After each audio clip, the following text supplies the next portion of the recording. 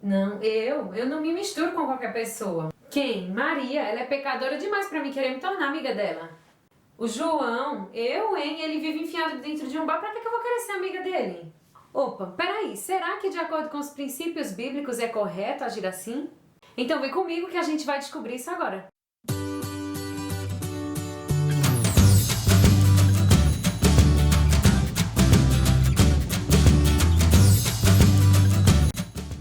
Oi gente, tudo bem com vocês? Então, hoje nós estamos aqui para falar de um tema super legal e o tema de hoje é baseado nesse livro aqui, ó.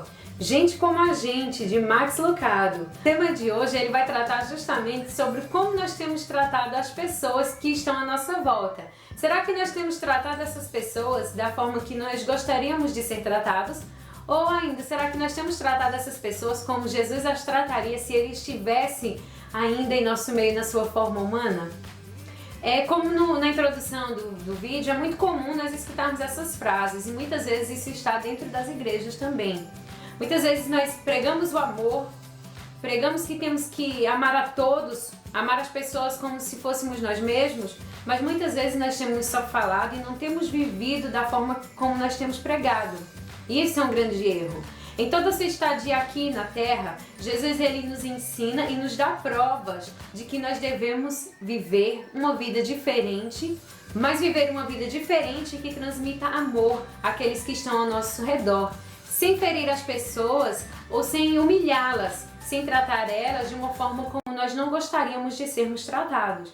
E um exemplo bem claro disso é justamente a história de Mateus, que a gente vai encontrar no capítulo 2 deste livro.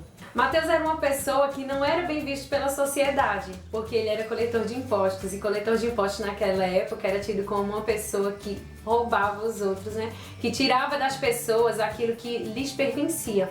Mas a atitude de Jesus em relação a ele não foi a atitude de olhar ele como se ele fosse um ladrão da época, mas como um ser humano que necessitava de misericórdia e que necessitava se encontrar, que necessitava se sentir feliz. Será que você tem feito as pessoas ao seu redor se sentirem felizes com a sua presença? Ou será que você tem servido mais de acusador do que de ajudador dessas pessoas? Vale ressaltar que as pessoas naquela época elas tinham motivo para odiar Mateus.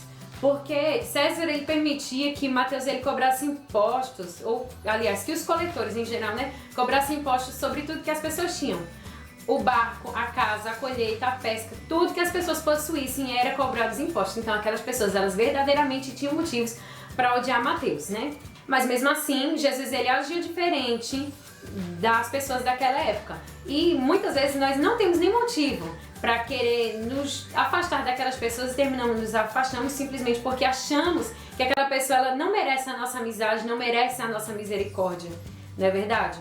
Então, lá no capítulo 5, a partir do versículo 27, nós vamos ver aí essa história que Mateus ele passa a viver com Jesus. Mateus estava sentado lá no seu posto de coletoria, Jesus passa e o chama para seguir. Imediatamente Mateus se levanta e o segue. Certamente, obviamente, tanto Jesus conhecia Mateus, sabia quem ele era, como Mateus também já estava preparado, já conhecia Jesus, já tinha ouvido falar de Jesus, por isso que ele tão prontamente se levantou e o seguiu. Talvez seja essa visão que as pessoas têm que ter de você, saber quem você é, para que elas possam seguir você. Porque se você estiver fazendo acepção em relação a alguma pessoa, você já pensou que aquela pessoa ela pode ter o mesmo conceito a teu respeito? E aí os papéis eles vão se inverter. No mundo em que vivemos, hoje em dia é muito comum as pessoas pregarem o amor, pregar a misericórdia, pregar o perdão, pregar a graça, mas muitas vezes elas não têm vivido da forma com que elas pregam. E logo em sequência nesse texto nós vemos que Jesus ele come com os pecadores. E eu vou ler aqui para vocês, são apenas 4 versículos que diz assim: Então lhe ofereceu Levi um grande banquete em sua casa. E numerosos publicanos e outros estavam com eles à mesa. Os fariseus e seus escribas murmuravam contra os discípulos de Jesus, perguntando: Por que comeis e bebeis com os publicanos e pecadores? Respondeu-lhe Jesus: Os sãos não precisam de médico, e sim os doentes. Não vim chamar justos, e sim pecadores ao arrependimento. Muitas vezes a gente escuta bem essa frase, que a igreja ela é um hospital. Só que na maioria das vezes a igreja ela não age como se fosse um hospital, a igreja age como se fosse um tribunal, onde o seu papel é julgar as pessoas. E o papel da igreja é bem esse mesmo, é ajudar as pessoas a serem curadas, encontrar a cura naquele lugar, porque só quem vai procurar um hospital é quem está doente. A pessoa não vai para um hospital como um point de passeio, a pessoa vai ali tentar encontrar solução para o seu problema, para a dificuldade que ela está vivendo no momento. E muitas vezes as pessoas elas desistem de estar ali porque elas não encontram o acolhimento que elas precisam encontrar.